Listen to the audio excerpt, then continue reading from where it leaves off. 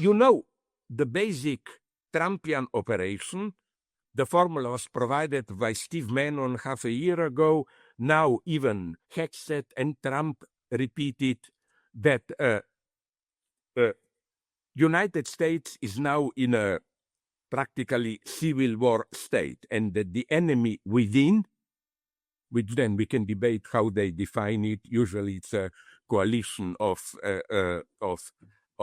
immigrants, feminists, and big corporations. No, that they are the true enemy. I find this very weird and in some sense interesting. You know, in what sense?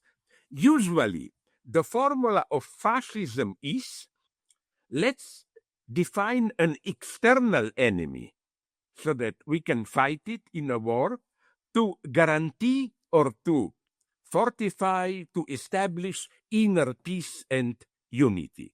For example, although some friends in Iran claim I'm wrong, but my reading is that Iran got involved in anti-Israel activity because Mahsa Amini, that Kurdish girl who was killed, it was a mega inner tension, and they needed an external enemy to pacify the inner situation, and other examples, blah, blah.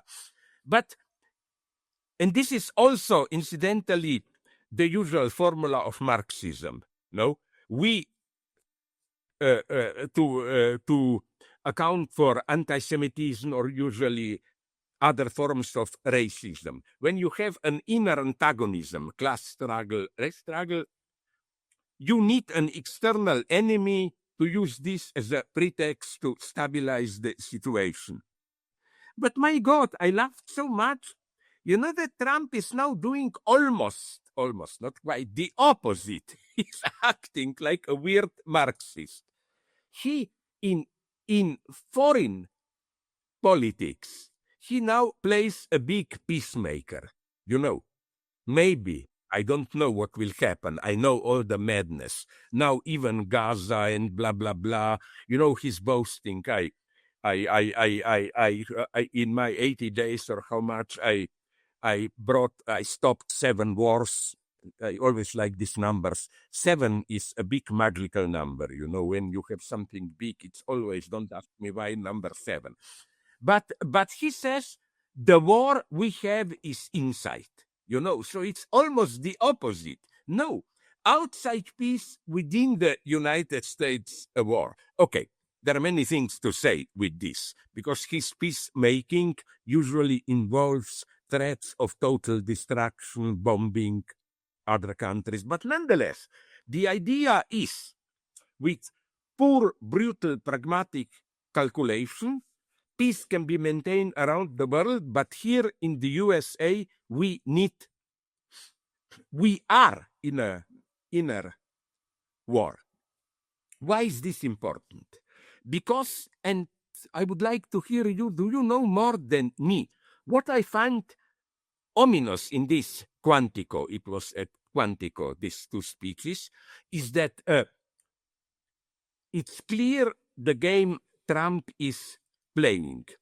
He de facto wants to abolish, limit democracy so that he, in a good old totalitarian way, he translates or transposes political struggles into legal military struggles. Like, he doesn't say who is the California guy, Gavin Newsom or whoever. Or it shocked me, even the ex-boss of FBI, is now under arrest, or will be. Yeah.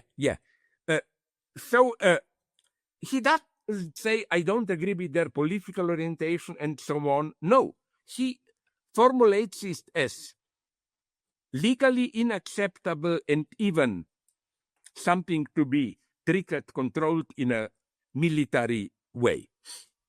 Okay, but here comes my total madness. You will not agree with it, but I like crazy ideas, and I mean it seriously.